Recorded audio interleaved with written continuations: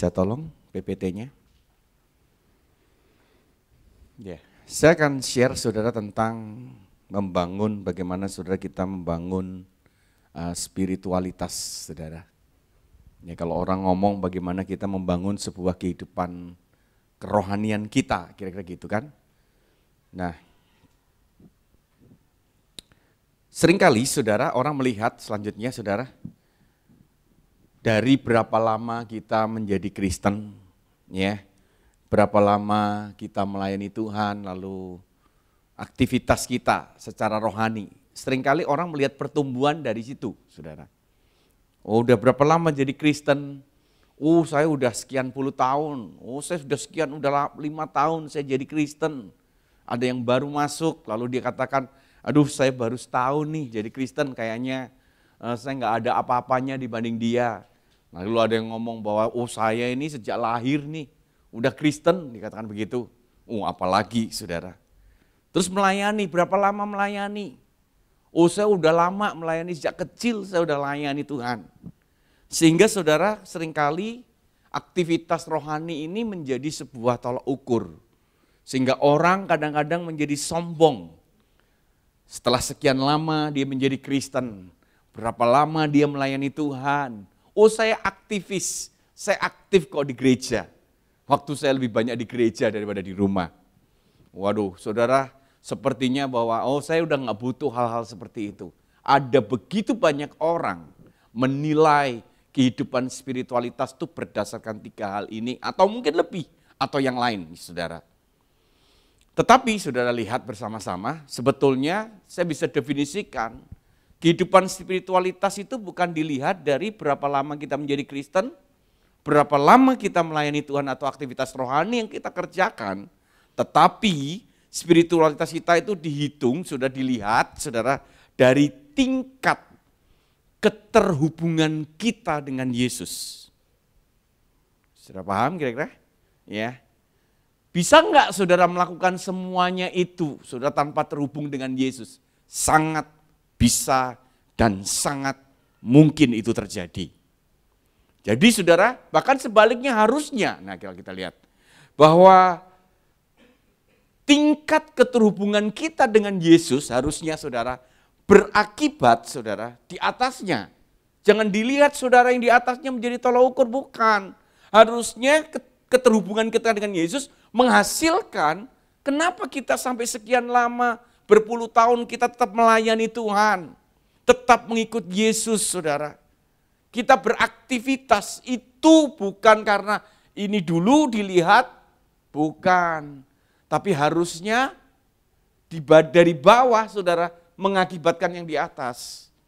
Bisa enggak bukan dari bawah langsung ke atas? Bisa. Seperti ini loh saudara. Baik itu belum tentu benar. Oke? Tapi semua yang benar pasti baik, oke ya. Jadi saudara ngerti ini ya. Jadi gini saudara, oh ini tuh baik saudara, tapi belum tentu benar. Ya, tapi kalau spiritualitasmu ini benar, semuanya akan menghasilkan sebuah kebaikan di dalam kehidupan kita. Orang yang spiritualitasnya bagus, keterhubungan dia dengan Yesus akan mengakibatkan yang di atas. Tetapi semua apa yang di atas belum tentu bahwa dia terhubung dengan Yesus. Jadi harusnya yang kita cek saudara, kalau kita melihat seseorang, dia melayani Tuhan dengan sungguh-sungguh, dia aktif, dia menjadi Kristen dengan setia mengikut Yesus. Pertanyaan selanjutnya saudara, bagaimana dia terhubung dengan Yesus atau enggak? Oh kalau ternyata saudara dia terhubung terus saudara. Nah nanti kita lihat ya bagaimana sih spiritualitas itu dibangun kira-kira. Nah selanjutnya kita lihat parameter spiritualitas, kita lihat. Nah ini saudara. Ini parameter seseorang itu dikatakan memiliki kehidupan spiritualitas yang terus bertumbuh. Saudara, yang pertama adalah hidupnya akan semakin dikuasai firman. Kita bahas satu-satu nanti ini ya.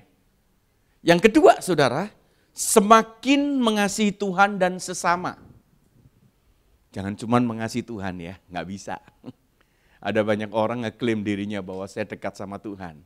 Tetapi hubungannya dia dengan orang tua, hubungannya dengan sesama hancur. Itu bohong. Ya. hubungan kita dengan Tuhan, itu akan berdampak hubungan kita dengan sesama. Ya, jadi saudara harus perhatikan, ada banyak orang, wah Tuhan tuh berbicara, buktinya Yesus tuh dibenci banyak orang. Salah. Ya, yang nggak suka sama Yesus itu cuma ahli Taurat dan orang Farisi. Saudara baca di Alkitab, sisanya mencintai Yesus. Ya, jadi jangan terus kita berpikir bahwa Yesus itu nggak disukai semua orang. Salah, ada ayatnya. Yesus itu semakin disukai orang, semakin dikasihi Tuhan dan manusia. Ada ayatnya.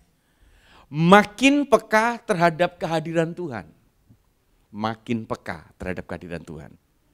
Kemudian disiplin, memiliki disiplin rohani yang bagus, saudara. Kemudian lapar dan haus akan Tuhan. Ini ada 5 parameter. Saudara lihat, saudara mungkin bisa saja, kok saya enggak 5-5-nya misalkan begitu. Ya berarti kita masih belum masuk, mungkin udah oke sih, kira-kira gitu kan. Oh saya ini peka kok terhadap kehadiran Tuhan, tapi enggak pernah disiplin rohani misalkan begitu. Nah berarti saudara akan tahu dari parameter ini harusnya kita mulai cari mana yang lemah. Dan kita mulai perkuat saudara di dalam kehidupan kita. Nah ini yang akan membuat kita akan semakin tumbuh ya di dalam spiritualitas atau kerohanian kita. Selanjutnya kita lihat bersama-sama coba. Ya, lihat ayatnya Yohanes 15 ayat 7. Jikalau kamu tinggal di dalam aku dan firmanku tinggal di dalam kamu, mintalah apa saja yang kamu kehendaki dan kamu akan menerimanya. Jangan cuma diambil yang bawahnya ya. Banyak orang suka yang bawah. Mintalah apa saja yang kamu kehendaki dan kamu akan menerimanya. Padahal syarat di bawah itu saudara harus naik dulu yang di atas. Saudara baru dapat itu. Mintalah apa saja jika kamu tinggal di dalam aku. Kata Yesus, kita ini tinggal dalam Yesus dan firman Yesus, firman Tuhan itu tinggal di dalam diri kita. Artinya saudara, hidup kita itu dikuasai oleh firman. Ya, kita akan menjadi pelaku firman. Mungkin saya pernah sampaikan saudara, menjadi pelaku firman itu sebetulnya itu cuma hanya akibat. Ya, sebabnya adalah karena seseorang itu membaca dan merenungkan firman. Ya. Kalau orang tidak membaca dan tidak merenungkan, maka dia akan gagal dalam melakukan. Jadi kegagalan orang melakukan firman itu bukan karena yang lain-lain, tapi karena dia gagal merenungkan firman. Dan orang tidak mungkin bisa merenungkan jika dia tidak membaca firman, saudara. Lalu terus merenungkan itu seperti apa, saudara? Mengucapkan, memperkatakan, berulang-ulang, terus-menerus. Saya mau beritahu saudara, ini penting. Terbentuknya perenungan itu karena diulang-ulang. Ya, semua yang diulang-ulang, karakter saudara, itu adalah salah satu akibat karena sesuatu yang diulang-ulang, kebiasaan yang diulang-ulang terus. Akhirnya terbentuklah sebuah karakter.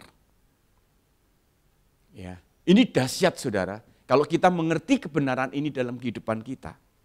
Untuk membentuk sebuah karakter, kita perlu membangun sebuah habit, kebiasaan yang baik, yang benar.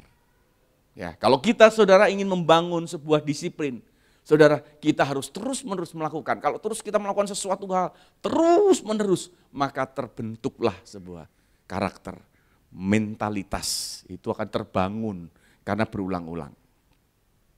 Ini bicara firman ya. Jadi firman itu kalau diperkatakan saudara, firman itu hebatnya begini. Kalau tambang itu digali semakin hari semakin habis. Saya pernah diajak berangkat ke Tembagapura. Tembagapura itu daerah tertutup, tambang, Freeport. Kebetulan saya pelayanan di Timika dan jemaatnya di situ adalah karyawan dari Freeport, itu sebabnya diizinkan ada satu semacam free pass. Jadi kami berangkat ke sana, saudara, kami naik helikopter, karena itu tidak bisa dijangkau, naik helikopter atau naik bis bisa. Tapi bis itu kalau dia lewat jalan itu bahaya, tidak ada bis ke arah sana itu saudara lewat gunung itu nggak boleh ada kaca. Itu anti peluru semuanya, karena di sana saudara ada banyak, mereka adalah OPM, tetapi ada begitu banyak tempat radikal, Poso, semuanya daerah situ. Saudara itu ngeri, itu daerah sana itu ada satu tempat itu menurut mereka adalah OPM. Jadi mereka tiba-tiba peluru bisa nyasar, cetak gitu, jadi nggak ada. Nah kebetulan kami berangkat, pulang kami naik bis. Saya naik ke sana saudara, itu pada satu ketinggian yang oksigen sangat tipis, saudara. Kalau nggak terbiasa di sana bahaya sekali. Dan saya lihat tambang itu, saudara. Gunung itu udah habis, saudara. Ya, mulai turun ini sudah berapa kilo turunnya. Jadi sudah bukan berapa meter, berapa ratus meter, berapa kilo kedalamannya, saudara. Itu makin hari makin terkikis. Ya, tapi masih banyak, saudara. Itu yang terkikis baru satu gunung. Mulai makin hari makin habis. Itu tambang. Tapi kalau firman, hebatnya saudara, semakin digali, semakin kaya.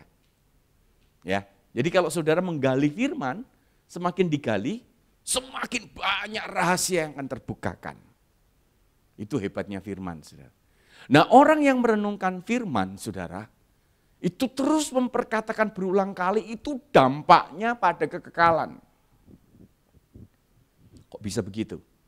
Ini saya cerita, saya tunjukkan sebuah saudara, kesaksian yang mungkin ini cuma aktivitas apa yang kita kerjakan aja begitu berdampak, itu sangat panjang. Ya, mungkin saya pernah cerita sedikit bahwa saya ini suka olahraga, dan khususnya saudara, saya ini seorang karateka. Saya ikut karate itu mulai kelas 2 SMP. Kelas 2 SMP berarti sampai semester 2 kuliah, berarti sekitar 7 tahun saya latihan karate. Saya setiap hari latihan karate. Jadi setiap kali pulang sekolah, kalau saya masuk sore atau masuk pagi, pokoknya jam 4 sore sampai jam 6, 2 jam saya selalu berlatih. Selama 7 tahun saya berlatih. Begitu saya bertobat, saya berhenti latihan sama sekali, berhenti. Saya hentikan, saya tinggalkan semua karate. Dan saya berhenti setelah 25 tahun kemudian. Ya, saya bertemu dengan para pemimpin-pemimpin semua, dan kami duduk bersama-sama, dan kami mulai merencanakan bagaimana kami melayani dan menjangkau satu suku. Menurut kami adalah suku asing yang tidak pernah terjangkau. Yaitu suku orang-orang yang mengikuti bela diri, dan mereka adalah orang yang mencintai Tuhan. Setelah 25 tahun saya sama sekali tidak berlatih. Dan saya mau beritahu dampaknya. Saya 7 tahun saya berlatih setiap hari, 25 tahun saya vakum, dan sejak saya menemukan, saya rubah semua latihan itu menjadi sebuah ministry, dan saya mulai melatih lagi, saya ambil 5 murid dari 0. Nah, saudara, yang hebat adalah begini. Ternyata setelah saya berhenti 25 tahun, saya masih ingat dan gerakan saya masih bisa semuanya. Itu gerakan loh saudara, yang diulang-ulang 7 tahun. Nah, saya mau berikan contoh ini, sama seperti orang yang merenungkan firman. Kalau saudara renungkan firman hari ini, setiap hari engkau renungkan, dampaknya bukan hanya 25 tahun, saya mau beritahu. Dampaknya itu kekekalan. Bahkan mungkin sampai usiamu engkau dipanggil Tuhan. Engkau tidak akan pernah bisa lupa firman itu. Bahkan engkau akan menjadi pelaku firman itu kapanpun. Kalau seperti itu kok kita tidak mau lakukan, saudara? Ya, saya dulu belum bertobat, kalau latihan karate saya pagi bangun jam 4 pagi saya lari. Saya lari 12 kilo, saya bawa beban. Begitu saya bertobat, saya ngomong gini sama Tuhan, kalau dulu saya bisa bangun pagi jam 4 berdoa. Kalau sekarang, harusnya saya juga melakukan lebih daripada itu. Disiplin, dilatih saudara, berulang-ulang saudara. Dan akhirnya saya berhasil untuk terus melakukan itu misalnya. Nah, saudara, ini loh menjadi pelaku. Hidup kalau udah jadi pelaku firman, firman itu menguasai kita, maka hidup kita dalam kehendak Tuhan. Apapun yang kita lakukan, Tuhan itu akan menuntun kita lewat apa? Firman-Nya, bayangkan. Ya, lalu kita akan berdoa sesuai kehendaknya. Kalau kita berdoa sesuai kehendaknya, apapun sudah, mintalah apa saja. Alkitab berkata begitu. Bahkan kalau tidak ada, Tuhan akan mengadakan. Bahasa aslinya seperti itu. Ini loh, dahsyatnya hidup dikuasai oleh firman itu seperti ini loh saudara. Ya, apa saja. Bahkan kalau enggak ada pun Tuhan akan mengadakan karena itu sesuai dengan kehendaknya. Bukan karena itu sesuai dengan kehendak kita. Makanya saudara kalau kita ngerti kebenaran ini, maka kita akan kejar hari ini. Firman itu akan menjadi kehidupan kita sampai kapanpun. Kita renungkan, kita lakukan, kita hidup di dalamnya. Kita akan dituntun oleh kebenaran itu. Amin. Ya, itu yang pertama. Nah, kita lihat selanjutnya. Selanjutnya adalah semakin mengasihi Tuhan dan sesama. Saudara lihat ayatnya, 1 Yohanes 4:19. Kita mengasihi karena Allah lebih dahulu mengasihi kita. Jelas ayat ini. Kita tuh tidak mampu mengasihi apapun. Siapapun tidak bisa. Makanya saudara, karena kita itu mengasihi karena Allah lebih dahulu mengasihi kita. Artinya apa saudara? Berarti kalau kita ini tidak mengalami kasih Tuhan, pada dasarnya kita tidak mampu mengasihi siapapun atau apapun. Kecuali kita hanya mampu mengasihi diri kita sendiri. Makanya kalau orang nggak mengalami Kristus di dalam kehidupannya, pasti hidupnya hanya untuk dirinya sendiri. Tetapi orang yang mengalami Kristus, hidupnya berubah. Hidupnya yang pertama untuk Tuhan, yang kedua untuk sesamanya dia. Bahkan dia tidak berpikir lagi untuk dirinya sendiri. Semua apapun yang dikerjakan, dia studi pun untuk memuliakan Tuhan. Dia belajar sungguh-sungguh, saudara, untuk bisa jadi berkat buat sesamanya. Sudah bukan lagi mencari puji-pujian di dalam kehidupannya. Apapun yang dia kerjakan, kalau dia mimpi satu hari menjadi bisnismen yang kaya, yang diberkati Tuhan, bukan lagi untuk dirinya sendiri. Dia cuma yang pikirkan adalah bagaimana dia bisa memperluas kerajaannya. Bagaimana supaya dia bisa jadi berkat buat orang-orang yang lain. Ini, saudara, orang ini kalau spiritualitas kita diukur dari kita semakin mengasihi Tuhan dan sesama sekeliling kita. Orang akan bisa merasakan.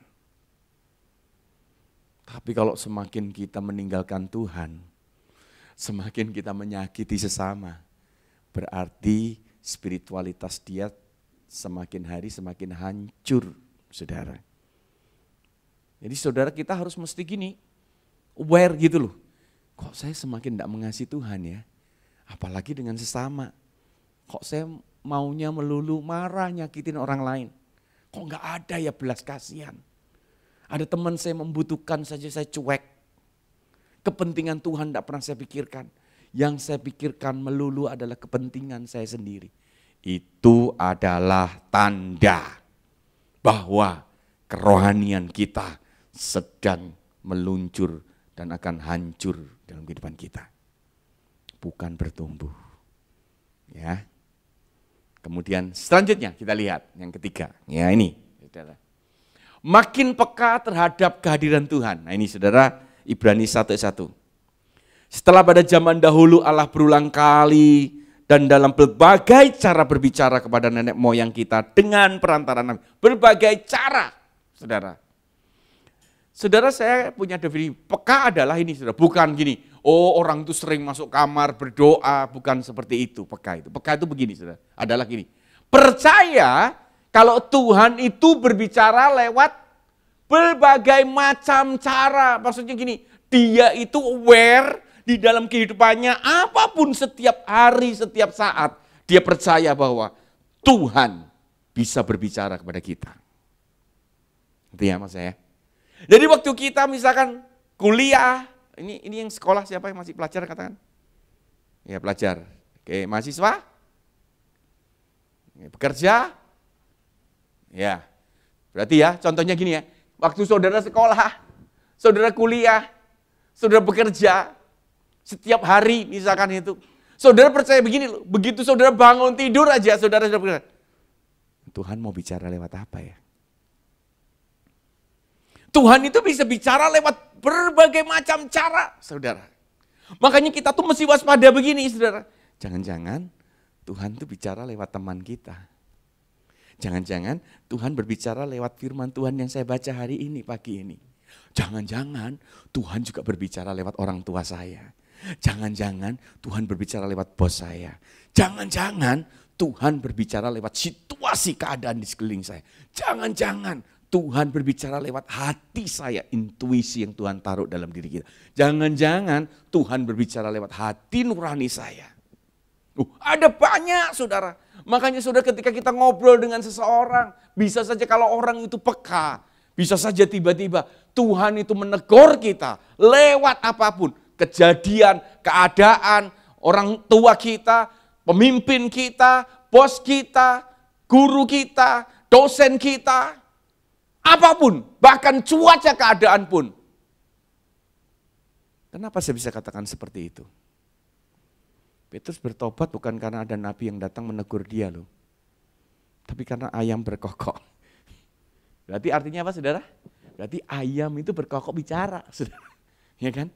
Seandainya ayam tidak berkokok, itu Petrus nggak ngerti, saudara nggak sadar, dia nggak bertobat kira-kira. Tetap dia akan menyangkal terus. Walaupun memang Yesus sudah ngomong, sebelum ayam berkokok, kamu akan sudah menyangkal aku 3 kali. Sudah tahu artinya? Berarti Tuhan bisa berbicara lewat berbagai macam cara. Jadi saudara, orang yang peka itu begini, dia saudara aware, perhatikan terus gini. Setiap saat Tuhan akan berbicara. Ada banyak orang saudara waktu dia berdoa itu cukup pagi hari, bangun dia berdoa, setelah itu dianggap bahwa semuanya selesai. Setelah itu sisanya nggak berdoa, saudara. Tapi hebatnya dia merasa dirinya rohani, kira-kira gitu. Hari ini saya sudah berdoa loh, saya sudah baca firman. Tetapi dalam kehidupannya, dia tidak pernah dituntun oleh Roh Kudus. Tidak dituntun oleh Tuhan. Dia lupa, saudara semuanya. Ya udah pokoknya dia lakukan semua aktivitasnya tanpa dia dengar-dengaran dengan Tuhan. Seringkali Tuhan itu menegur lewat keadaan. Apa yang kita lakukan gagal, kita lakukan gagal, kita lakukan gagal. Apa yang kita kerjakan? Bukan bertobat, tapi malah menyalahkan Tuhan. Kenapa Tuhan kok seperti ini? Harusnya gini, kenapa Tuhan kok bisa seperti ini? Salahku apa ya?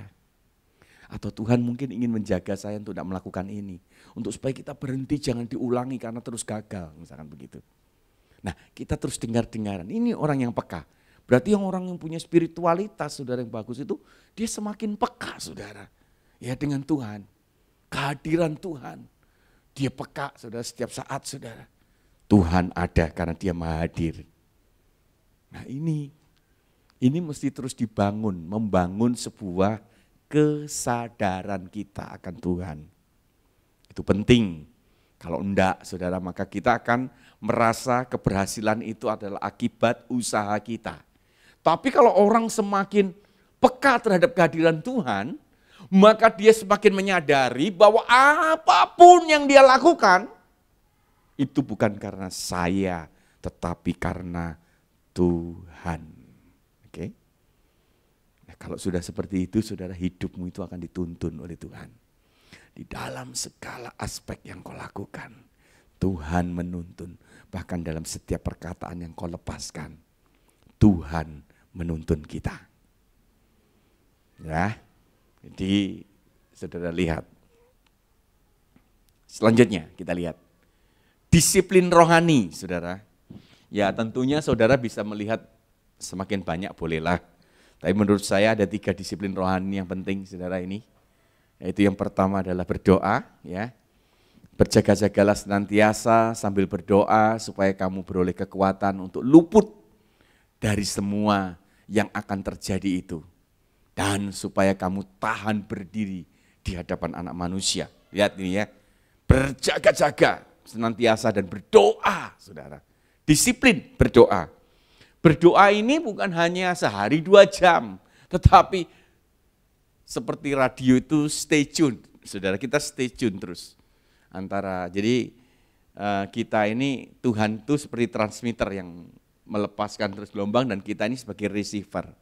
Kalau receivernya rusak, saudara, seperti radio itu, saudara, kalau kita buka radio kita rusak, ya nggak nyampe yang namanya transmitter itu. Siaran-siaran radio itu mati semua, noise, ya, gitu, nggak bunyi.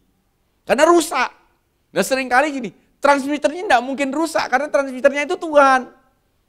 Ya, jadi yang penting ini kita tuh stay tune nggak, terus menerus nggak, kita ini mendengar terus sama Tuhan. Kalau enggak, yang tadi saudara, kita peka nggak, tapi kita saudara harus terus menerus.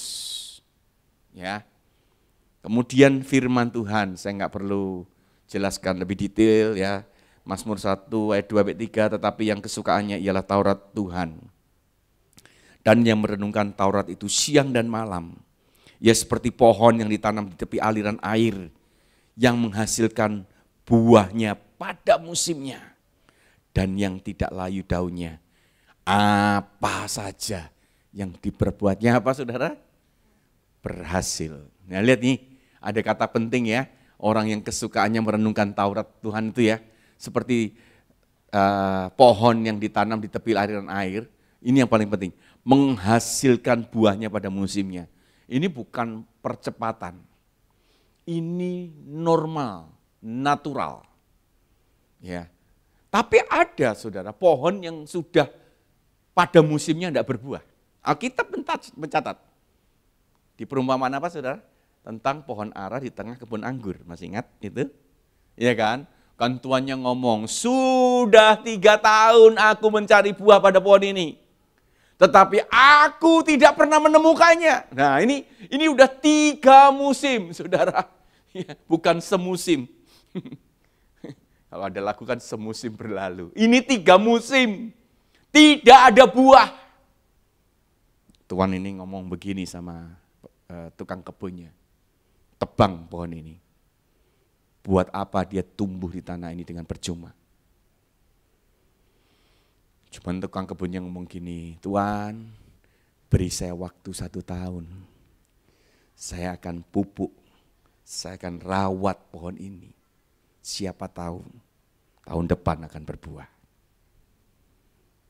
Karena Tuan ini saudara mendengarkan si tukang kebunnya, dia berkata, oke, saya beri waktu kamu lagi 1 tahun lagi. 1 musim lagi, saudara. Begitu tidak berbuah, tebang pohon ini. Enggak ada kompromi lagi. Tetapi orang yang merenungkan Taurat itu, firman itu siang dan malam, setiap musim dia berbuah. Bukan hanya berbuah. Kalau sudah baca di Alkitab, bukan hanya berbuah, tapi berbuah banyak. Jadi setelah berbuah banyak, selanjutnya adalah berbuah tetap. Jadi jangan berhenti. Oh sudah menghasilkan buah, jangan berhenti. Saudara, jelas Alkitab berkata, kita harus masuk dalam berbuah banyak. Kalau sudah banyak buahnya, jangan berhenti sampai kita berbuah tetap. Saudara, berarti tetap itu terus buah itu ada sepanjang kehidupannya dia. Nah, saudara lihat, saudara, ya, ini firman Tuhan. Kan. Yang ketiga adalah bersaksi.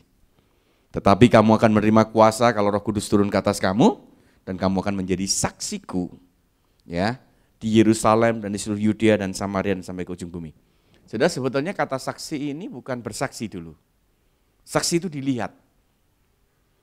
Nah, kenapa kok saya masukkan di kata bersaksi? Hendaknya saudara, orang-orang itu sebelum bersaksi harusnya hidupnya menjadi saksi. Nah, jangan dibalik, saudara. Ada orang yang jago ngomong, bersaksi. Kenapa kok orang tuanya enggak bertobat-bertobat? Dia jago bersaksi, tapi hidupnya enggak pernah menjadi saksi. Ya kan, ngomongnya aja firman Tuhan. Tapi hidupnya enggak ada buahnya sama sekali. Ya. Kami ada satu keluarga, kedua orang tuanya itu menitipkan anaknya waktu dia SD, satu SMP kelas 1 kalau nggak salah. Oh belum SMP, sama SD kalau nggak salah. Masih kecil-kecil dititipkan. Tapi orang tuanya pada waktu itu, saudara, nggak mau datang di gereja kami karena dia merasa bahwa kebetulan gereja kami anak muda semua, dia merasa paling tua, kira-kira gitu. Dia dititipkan anaknya itu mulai dari SD. Yang satunya lalu naik SMP, terus saudara bertumbuh sampai akhirnya SMA, satunya SMP, terus saudara bertumbuh naik SMA, satunya kuliah, sudah hampir selesai. Tapi dia lihat saudara anak-anaknya, ini anak-anaknya kok berubah. Mamanya ini sebetulnya udah bertobat, sudah sungguh-sungguh, tapi dia cuma merasa tua, tapi papanya belum bertobat. Papanya masih ngerokok, saudara. Sekali-kali begitu anaknya sudah mulai berubah semua, mereka tertarik. Mamanya kadang-kadang datang, papanya nganter di bawah, nunggu di mobil sambil ngerokok. Jadi itu berjalan, saudara, bertahun-tahun. Sampai satu titik, saudara, begitu anaknya mulai bertumbuh terus, akhirnya papanya memutuskan untuk ikut beribadah. Masih ngerokok? Masih. Kalau pulang, tapi kali ini enggak berani ngerokok di depan gereja. Kalau ngerokok mulai sembunyi-sembunyi. Tapi kami tahu, begitu mulai masuk dan kebetulan banyak yang sudah mulai punya anak, lalu mereka mulai masuk, melebur, saudara. Dan akhirnya kedua orang tua ini jadi anak rohani kami, saya dan istri saya. Saya ingat tahun 2017 itu menjadi titik balik buat mereka. Di mana papanya yang biasanya merokok, akhirnya dia bertobat, berhenti berjanji di hadapan Tuhan, berhenti merokok pada saat itu. Dan sudah tahu hari ini mereka bisa jadi pemimpin di gereja kami. Karena lihat anaknya berbuah. Saudara, kalau anaknya nggak berbuah, nggak bakalan saudara dia ikut. Mungkin anaknya nggak banyak, saudara. Menjadi saksi itu gini, di Yerusalem tuh harus jadi saksi dulu, baru bersaksi. Makanya saudara, kita harus belajar hidup kita menjadi saksi. Ya, kalau kita ingin orang tua kita bertobat, ya, yang belum bertobat nih orang tuanya, saudara jadi saksi dulu, baru bersaksi. Jangan dibalik, ya. Oke, selanjutnya, ya. Lapar dan haus akan Tuhan. Nah ini saudara, berbahagialah orang yang lapar dan haus akan kebenaran, ya, karena mereka akan dipuaskan. Nah ini saudara ini saudara yang terakhir ini cirinya adalah lapar dan haus akan Tuhan. Oke, selanjutnya kita lihat. Ya, ini saudara, A.W. Tozer berkata begini, musuh terbesar orang Kristen itu adalah puas diri secara rohani. Kalau sampai kita sudah nggak punya lapar dan kerinduan lagi, saudara, akan kebenaran, akan Tuhan, ini musuh terbesar kita. Kita akan masuk di ambang kehancuran dalam kehidupan kita. Ya. Selanjutnya kita lihat. Ya, orang yang lapar dan haus akan Tuhan tuh ini, saudara, tanda roh jiwa yang tumbuh. Ya, bukan, saya nggak ngomong tubuh, karena tubuh itu bertumbuh terus. Ya. Asal saudara makan aja bertumbuh, entah tumbuhnya ke samping, ya kan? Kalau dari kecil ke besar naik ke atas, tapi kalau di usia tertentu udah nggak bisa naik, mengembang, ya. Tumbuh kan? Saya nggak perlu bahas itu. Tapi roh dan jiwa, saudara, itu akan bertumbuh dilihat dari mana? Lapar dan haus akan Tuhan. Dan ini adalah sebuah potensi kebangunan rohani. Kalau saudara pernah lihat hari-hari ini yang heboh Asbury, ya. Sebetulnya Asbury itu sudah pernah terjadi revival itu ini yang ketiga kali, bukan yang pertama kali di mereka ternyata. Yang pertama itu 1905 ternyata udah pernah terjadi revival itu, saudara. Ya. 1905 lalu selanjutnya itu kalau nggak salah sekitar 1970 sekian, saudara, dan baru 2022. Jadi ini ada sejarah. Nah, tetapi saudara, sejarah itu dimulai itu kegiatan yang rutin mereka lakukan tahunan. Ya, berdoa untuk para mahasiswa baru berkumpul. Poinnya apakah seperti itu udah puluhan tahun terjadi, kenapa enggak, saudara? Karena pada saat itu ternyata ada beberapa orang yang mulai lapar dan haus dan berdoa buat Tuhan. Mereka berdoa sungguh-sungguh untuk acara itu. Sehingga acara itu terjadi revival, kebangunan rohani di sana. Orang datang, dijamah oleh Yesus, hidupnya diburu, mereka bertobat. Nah ini saudara, lapar dan haus. Itu adalah satu potensi, ya, bukti bahwa roh jiwa kita itu tumbuh. Nah sekarang gini lihat, tanda orang yang haus akan Tuhan selanjutnya. Ada beberapa tandanya ya. Yang pertama kita lihat, nih saudara, nanti saudara baca sendiri ya, saya nggak pakai ayatnya, saudara lihat nih. Isi pembicaraan terbanyak itu tentang Tuhan. Jadi kalau ngobrol semuanya bukan berarti terus enggak ngobrol yang lain, enggak. Tapi saudara dari pembicaraannya dia sering kali berbicara. Begini loh saudara, paling gampang. Pernah jatuh cinta enggak? Yang pernah jatuh cinta katakan? Pernah ya? Sekarang saya balik, yang enggak pernah jatuh cinta, angkat tangan. Pernah jatuh cinta ya? Enggak peduli saudara bertepuk sebelah tangan enggak apa-apa, pokoknya pernah jatuh cinta gitu maksud saya gitu loh. Ya, saya sering sih tapi enggak pernah jadi, ya enggak apa-apa. Tapi maksud saya gini saudara, kalau orang itu saudara lagi jatuh cinta, saudara tahu enggak apa yang dibicarakan terus? Kalau ngomong itu saudara, mau ngomong es krim, mau ngomong film, ujung-ujungnya balik lagi ke sana orang itu. Betul enggak? Betul atau betul? Nah sama saudara, ketika orang itu mengalami Tuhan, harusnya yang dibicarakan tuh apapun saudara yang dia ceritakan ini. Tuhan itu hebat loh. Lihat dia film gitu, dia langsung ingat, aku masih ingat apa yang sama persis apa yang Tuhan kerjakan. Tuhan berbicara loh, bisa saja saudara, apapun. Saudara lagi ngobrol, kuyon semuanya, semua itu bisa terhubung. Isi pembicaraan terbanyak itu adalah tentang Tuhan. Kemudian selanjutnya, mengejar kebenaran, persekutuan, dan pengajaran. Mengejar saudara, ya. Jadi ibadah begini bukan karena ditelepon. Jangan lupa ya, hari ini hari Sabtu. Kalau enggak ditelepon ngilang, saudara. Ya, harus ada yang nelpon, ada yang jemput. Ya kalau enggak ada kendaraan enggak apa-apa sih. Ya, tapi kalau sudah enggak ada kendaraan, enggak ada jemput, telepon minta dijemput, misalkan gitu. Kalau yang jemput enggak mau kayak ya cari usaha. Apa artinya saudara? Mengejar persekutuan, mengejar kebenaran, saudara. Ya, pengajaran. Nah ini ciri-cirinya nih saudara, orang yang lapar dan haus saudara. Nah satu lagi ini. Nah ini, selanjutnya. Berfokus pada menghubungkan konteks hidupnya kepada Tuhan. Dia tahu gini saudara, bahwa hidupnya ini karena Tuhan. Dalam segala apa yang dia kerjakan, kehidupannya saudara. Ya selalu saudara itu adalah Tuhan. Ini orang yang lapar dan haus akan Tuhan. Oke, selanjutnya. Langkah praktis pemuas dahaga ini saudara ini yang pertama adalah meditasi firman Tuhan, ya. Saya nggak perlu bahas lagi tadi, sekarang sudah saya bahas ini caranya saudara mulai sering saudara renungkan firman. Ini caranya.